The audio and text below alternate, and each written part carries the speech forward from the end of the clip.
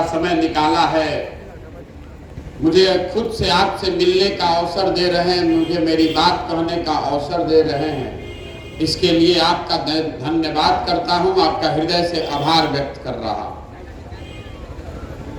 देखिए, मेरा नाम है प्रशांत किशोर और हम नेता नहीं हैं, आपसे वोट मांगने नहीं आए। हम तो बिहार के एक साधारण परिवार के लड़के हैं। हमारे दादा मजदूर थे, पिताजी सरकारी डॉक्टर थे। संकल्प लिया है हमने कि पूरे बिहार में गांव, शहर, कस्बा, देहात सब जगह पैदल चल के जाएंगे।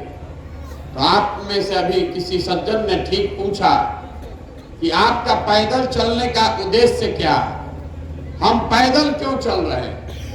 वोट हम आपसे मांग नहीं रहे हैं, आपका कोई काम हम करते नहीं हैं, तो मैं पैदल क्यों चल रहा हूं? हमारे पैदल चलने से आपका कोई लाभ नहीं है। हमारे पैदल चलने से आपकी गरीबी दूर नहीं होगी। हमारे पैदल चलने से आपका नाली, गली, सड़क नहीं बनेगा। हमारे पैदल चलने से आपके बच्चों के लिए पढ़ाई और रोजगार की व्यवस्था नहीं होगी। तो हम पैदल क्यों चल रहे हैं? पैदल इसलिए चल रहे हैं कि जिस समाज के लोगों को की स्थिति को बेहतर बनाना चाहते हैं, एक बार अपनी आंख से जाकर देखें कि आप और आपके बच्चों की क्या दुर्दशा है, आप किस दशा में जी रहे हैं। हमने किस्सा कहानी में सुना है, पुराने जमाने में जो राजा होता था वो भेष बदल के राजा रात में निकलते थे, ये देखने के लिए कि प्रजा को क्या कष्ट है। आज अब हम लोग जिसको राजा बना रहे हैं, वोट देके, रात का बात तो छोड़ दीजिए, दिन में भी आपका सुध लेने कोई नहीं आ रहा है। आप परेशान हैं लेकिन कोई आपसे पूछने नहीं आ रहा है। तो हम चले हैं देखने और साथ में आपको ये भी बताने कि आप इस दुर्दशा में क्यों हैं, इससे कैसे निकल सकते हैं। हम आज आए हैं आपके गांव पंचायत में, तो आपके कुछ समस्याओं का हमको ज्ञान हो सकता है कि आपका चवर का बहुत दिक्कत है, ये बात हमको रास्ते में चलते हुए पता चलेगा। लेकिन आप तो यहीं रहते हैं, आपको तो सारी समस्या पता है। किसको नहीं मालूम है आपके गांव, आपके कस्बे में कि बिहार में बहुत भ्रष्टाचार है? किसको नहीं मालूम है कि यहाँ पढ़ने का व्यवस्था नहीं है? सबको मालूम है कि यहाँ पर स्वास्थ्य की से अस्पताल की व्यवस्था नहीं है, रोजी रोजगार नहीं है। तो ये सुधर क्यों नहीं पा रहा? आपको लगता है कि नेता जो है वो बहुत चोर है, आपको ठग रहा है, इसलिए आपका काम नहीं हो रहा, आपका जीवन नहीं सुधर रहा है। ये बात सच नहीं है। अगर नेता के खराब होने से विकास नहीं होता तो भारत में दूसरे राज्यों में विकास कैसे हो रहा है? वहां पर भी तो नेता भ्रष्ट है, वहां पर भी यही व्यवस्था है। उन राज्यों में फैक्ट्री कैसे लग रही है, वहां बच्चों को रोजगार कैसे मिल रहा है? तो जब तक आपको रोग का कारण नहीं पता चलेगा, तब तक आपका रोग का इलाज नहीं हो सकता। तो आप पहले समझिए कि बिहार में इतनी गरीबी है क्यों। जब तक इस बात को नहीं समझिएगा, तब तक इसका इलाज नहीं हो सकता। देखिए, दुनिया भर के विद्वानों ने ये बताया कि 3 ही रास्ता है किसी भी व्यक्ति या समाज को गरीबी से निकालने का। 3 रास्ता है। पहला रास्ता है पढ़ाई। अगर आपके बाल बच्चे पढ़ जाएं तो पढ़ लिख के आप अपना जीवन सुधार सकते हैं। दूसरा रास्ता है जमीन। अगर आपके पास जमीन हो तो खेती किसानी करके भी आप अपना जीवन सुधार सकते हैं। और तीसरा रास्ता है पैसा, पूंजी।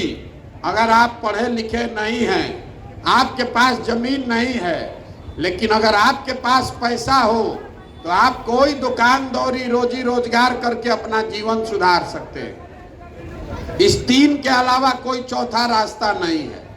आप बिहार को ध्यान से देखिएगा, अपने पंचायत को भी ध्यान से देखिएगा, तो आपको पता चलेगा कि यहाँ रहने वाले ज्यादातर लोग के पास ये तीन में एक को चीज नहीं है। आपके बच्चे जो यहाँ गरीब के बच्चे हैं जो पढ़ने जा रहे हैं, स्कूल में पढ़ाई हो ये नहीं रहा, स्कूल में पढ़ाई नहीं हो रहा है, वहाँ खिचड़ी बट रहा है। आप में से कुछ लोग हैं जो अपने बच्चों को प्राइवेट स्कूल में पढ़ा रहे हैं। तो मेरे भाई, प्राइवेट स्कूल में पढ़ाने से भी आपका भला नहीं होने वाला है, क्योंकि स्कूल भले आप प्राइवेट में पढ़ा दीजिए, कॉलेज तो सरकारी ही जाना पड़ेगा। तो यहाँ स्कूल में खिचड़ी बट रहा है, कॉलेज से डिग्री बट रहा है, पढ़ाई दोनों में कहीं नहीं हो रहा है। जब आपके बच्चे पढ़ेंगे ही नहीं तो मजदूर नहीं बनेंगे तो कलेक्टर बनेंगे।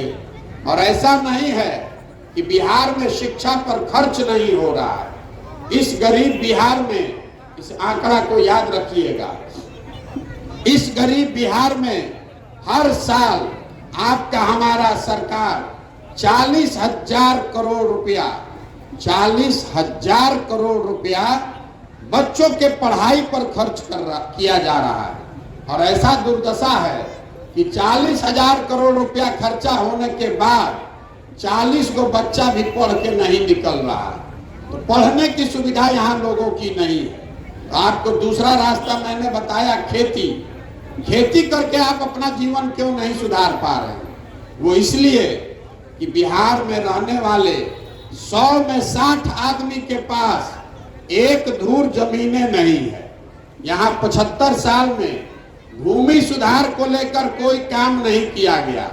नतीजा ये हुआ कि 100 में 60 आदमी के पास जमीन है ही नहीं। जो 40 आदमी के पास जमीन है उसमें 35 आदमी ऐसा है जो 2 बीघे से कम का मालिक है। तो जो बिहार में खेती हो रही है ये कमाने वाली खेती नहीं है, ये खाने वाली खेती है। आपके खेत में उतना ही उपजता है कि आपका और आपका बाल बच्चे का पेट भर जाए, उससे आमदनी का जुगाड़ नहीं है। तो आपके पास शिक्षा है नहीं, खेती से आमदनी का जरिया है नहीं। तीसरा रास्ता मैंने आपको बताया, पैसा। अगर पैसा होता तो कुछ नहीं करते, 5 को गाय भैंस रख लेते। अपने गांव में आप किराना का, फार्चून का, खाद का दुकान खोल लेते, कुछ ना कुछ आप काम कर सकते थे। तो वो क्यों नहीं कर पा रहे हैं? वो इसलिए कि बिहार में 100 में 80 आदमी दिन में 100 रुपया भी नहीं कमाता है। यहाँ इतनी गरीबी है कि आप दिन में 100 रुपया भी नहीं कमा रहे हैं। तो 100 रुपया नहीं कमाने वाले लोग कहाँ से बेचारे खाएंगे, बच्चों को खिलाएंगे और पूंजी कहाँ से लाएंगे? तो आपके पास पढ़ाई है नहीं, खेती है नहीं, रोजी रोजगार व्यापार के लिए पूंजी है नहीं, तो आप गरीबी से निकलिएगा कैसे? जितना हाथ पांव मारना है मार लीजिए, जिसको वोट देना है दे लीजिए। सरकार कोई योजना लेकर चली आए, चाहे सड़क बन जाए, बिजली आ जाए, आपकी गरीबी नहीं खत्म हो सकती है। बिहार में तब तक गरीबी नहीं खत्म होगा जब तक यहाँ के बच्चों के पढ़ने की व्यवस्था नहीं हो, जब तक यहाँ लोगों को जमीन नहीं दिया जाए और घर घर महिलाओं को, युवाओं को सरकार पैसा देकर पूंजी उपलब्ध न कराए। तब आप कहिएगा कि भैया ये तीने को रास्ता है, तो सरकार ये काम क्यों नहीं कर रही है? आपको वो अभी 2 मिनट में बताएंगे तो आपको समझ में आएगा कि आपकी दुर्दशा क्यों है। अभी आप जितने लोग यहाँ जुटे हैं, आपसे मैं एक सवाल करूंगा, आपको उसका जवाब देना है। जिसको भी जवाब देना है सब हाथ उठाकर हाँ बोलेगा या ना बोलेगा। बोलना सबको है। बिहार में और कुछ हो चाहे नहीं, इतना तो आप मानिएगा कि सबके बच्चों के पढ़ने की व्यवस्था होनी चाहिए। होनी चाहिए कि नहीं होनी चाहिए? सबको बताना है। आप कथा सुनने नहीं आए, सबको बताना है। हाथ उठाकर मुंह से जोर से हाँ चाहे ना। फिर से पूछ रहे हैं, आपकी समझ से बिहार में और कुछ हो चाहे नहीं, सबके बच्चों के पढ़ने की व्यवस्था होनी चाहिए कि नहीं होनी चाहिए? आपने अभी कहा होनी चाहिए। आप में से सारे लोग हमसे ज्यादा अनुभवी और विद्वान हैं। अब आप लोग अपने अपने बच्चों का चेहरा याद कर लीजिए और अपने सीने पर हाथ रख के ईमानदारी से बताइए, आपने कभी जीवन में अपने बच्चों के पढ़ाई के लिए वोट किया है? किसी ने किया है तो हाथ उठाइए। किसी ने नहीं किया है। यही आपके दुर्दशा का कारण है। आपको लग रहा है कि नेता आकर बिहार सुधार देगा। मेरे भाई, अभी आपने खुद बताया कि आपको ये मालूम है कि अगर आपके बच्चे पढ़ लिख जाए तो आपका दशा सुधर सकता है, लेकिन आप पढ़ाई के लिए वोट नहीं देते, तो जो ताला खोलना है उसका चाबी लगाइएगा नहीं तो ताला खुलेगा कैसे? सबको यहाँ आदत है कहने का कि नेता हमको ठग रहा है, तो हम आपको बता रहे हैं नेता आपको नहीं ठग रहा है। आपका ये भ्रम है कि आप वोट ठीक दे रहे हैं, नेता काम नहीं कर रहा है। अभी आपको हम उदाहरण देके समझा देते हैं। ये लोकतंत्र की ताकत है कि जिस चीज के लिए भी आप वोट दीजिएगा, वोट चाहे जिसको दीजिए, वो काम अपने आप हो जाएगा। अगर हमारी बात पर भरोसा नहीं है तो अभी हम जो बोल रहे हैं उसको सुनिए। हमने बिहार में वोट दिया है 5 किलो अनाज पर मोदी जी को, भाजपा को, तो बिहार में कितना भी चोरी भ्रष्टाचार है, 1 किलो चोरी करके घर घर सबको 4 किलो अनाज मिल रहा है कि नहीं मिल रहा है?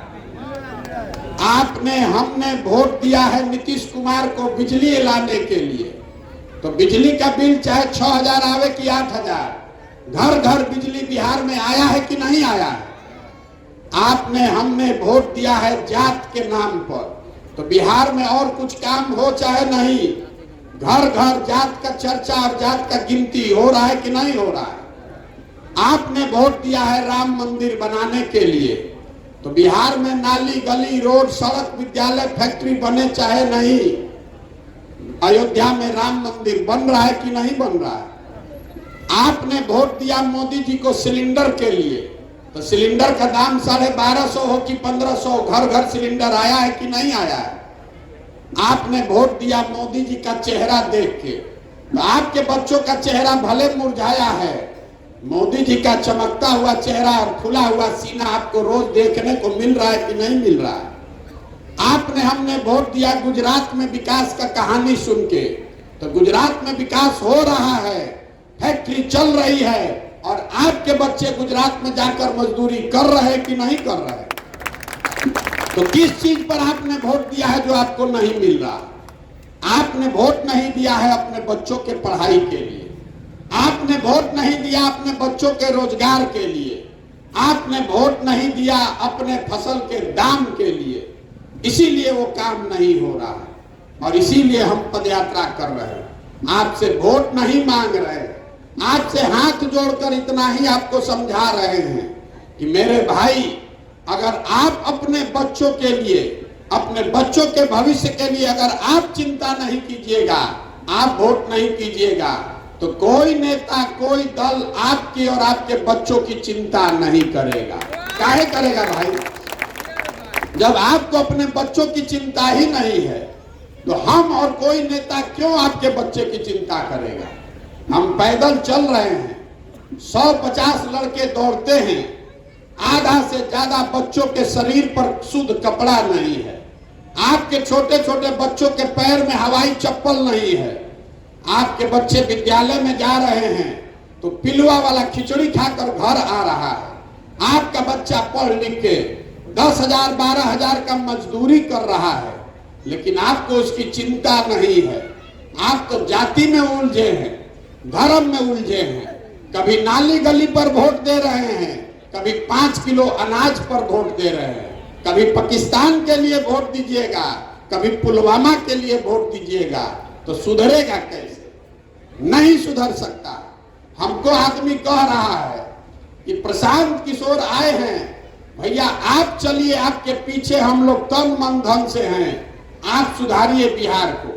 तो हम आपको बता रहे हैं, जो नेता आता है वो यही कहता है कि हमको वोट दीजिए, हम आएंगे तो सुधार देंगे। मैं आपको बता रहा हूं, एक प्रशांत किशोर आए कि 10 प्रशांत किशोर, बिहार सुधरने वाला नहीं है। जब तक आप नहीं सुधरिएगा, अपने बच्चों के लिए आप नहीं खड़े होइएगा, तब तक कोई बिहार को नहीं सुधार सकता। हम गांव में चल रहे हैं, 2500 गांव में पैदल चल के गए हैं पिछले 7 महीनों में। गांव में आदमी कह रहा है मुखिया जी बड़ा चोरी करो था। अरे मेरे भाई, 500 रुपया लेकर मुखिया को वोट दीजिएगा आप, मुर्गा भात खा के वोट दीजिएगा आप, पाउच पी के वोट दीजिएगा आप, तो मुखिया जी आकर हरिश्चंद्र बनेंगे, चोरे न कर बनेंगे। भाई आप 500 में अपना ईमान बेच रहे हैं, मुखिया 10,000 में बेच रहा है, इसमें गलत क्या है? जब 500 में आप ही तो अपना ईमान बेच रहे हैं, 500 में आप अपने बच्चों का भविष्य बेच रहे हैं, तो मुखिया आकर 10,000 रुपया ले रहा है तो कोई गलती नहीं कर रहा है। आप सुधरिए, यही बताने के लिए चले। आदमी कह रहा है क्या करे भैया, बिहार में विकल्प नहीं है। एक बिहार में तो 2 गो दल है, एगो मोदी जी का भाजपा, एगो लालू जी का ललटेन। नीतीश कुमार बेचारे का तो पता नहीं है कि कब ललटेन पकड़ के लटक जाएंगे, कब कमल के फूल पर बैठ के पवरने लगेंगे। किसको वोट दिया जाए? हम लोग विकल्प चाहते हैं, बदलाव चाहते हैं, विकल्प नहीं है। तो मेरे भाई अगर विकल्प चाहिए तो आप मिलकर विकल्प बनाइए। जो लोग हमको जानता है उसको मालूम है कि हमको और कुछ आए चाहे नहीं, चुनाव लड़ाने आता है। ये हम पैदल चले हैं इस प्रयास में कि गांव शहर कस्बा देहात से जैसे आप दही को मथ के मक्खन निकालते हैं, वैसे समाज को मथ कर ऐसे लोगों को निकालने चले हैं जो अपने और अपने बच्चों के लिए नई व्यवस्था बनाना चाहते हैं। आपके पास पैसा नहीं है तो कोई बात नहीं है, आप गरीब हैं कि अमीर हैं, अगड़ा हैं कि पिछड़ा हैं, आप हिंदू हैं कि मुसलमान हैं, महिला है पुरुष है, हमको उससे कोई फर्क नहीं है। आप में जज्बा होना चाहिए। अगर आप समझते हैं कि आप में वो ताकत है, समझ है, आप में वो जज्बा है कि आप बिहार में नई व्यवस्था बनाना चाहते हैं, तो आइए इससे जुड़िए, हमारे पीछे मत चलिए, हमारे साथ चलिए, हमारे आगे चलिए। आपके पीछे पूरी ताकत, शक्ति, पैसा, व्यवस्था सब लगाएंगे और जनता के आशीर्वाद से आपको जिता कर लाएंगे। तभी बनेगा जनता की सरकार। इसका नाम क्या है? जन सुराज। सुराज मतलब सुंदर राज। किसका सुंदर राज? आपने सबका राज बनाकर देख लिया। आपने कांग्रेस का राज देखा, लालू नीतीश मोदी को देखा, अब अगर प्रशांत किशोर का राज बनाइएगा तो फिर धोखा खाइएगा। हम भी आपके बच्चों की चिंता नहीं करेंगे। अगर आपको अपने बच्चों के लिए बेहतर भविष्य बनाना है तो जनता की सरकार होनी चाहिए, आपकी सरकार होनी चाहिए। इसीलिए ये प्रयास कर रहे हैं। अब आप बताइए कि प्रयास होना चाहिए कि नहीं होना चाहिए?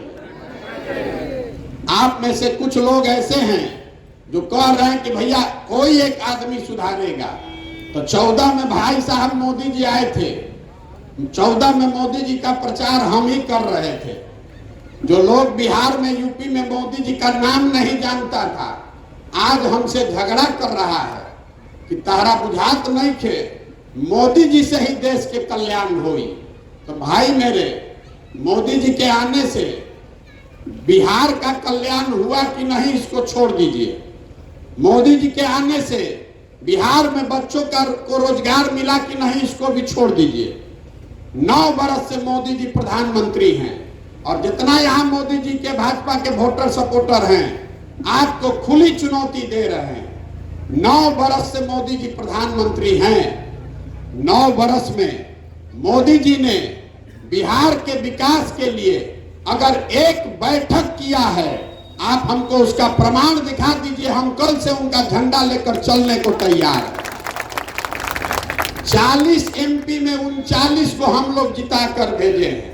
एगो बैठकों भर वोट नहीं दिए हैं हम लोग। अरे 26 एमपी का राज्य है गुजरात, तो सारा विकास गुजराते में, और 40 में 39 को एमपी जिताए हैं हम लोग बिहार में। तो हम लोग को एगो पैसेंजर भी नसीब नहीं हो रहा है। गुजरात में चली बुलेट ट्रेन, अब बिहार के आदमी को पैसेंजर भी नहीं मिलेगा। तो ये दुर्दशा किसने बनाई है? ये मोदी जी की गलती नहीं है, ये गलती आपकी हमारी है, क्योंकि हम लोग बिना मांगे ही 24 में फिर जाकर वोट वहीं दबाएंगे। और आप दबाइएगा तो आपके बच्चे जाकर गुजरात में मजदूर नहीं बनेंगे तो मालिक बनेंगे। यही बताने के लिए चले हैं। समझ में आए तो बहुत अच्छा, और न समझ में आए तो जिस दल जिस विचारधारा का झंडा लेकर घूम रहे हैं घूमते रहिए।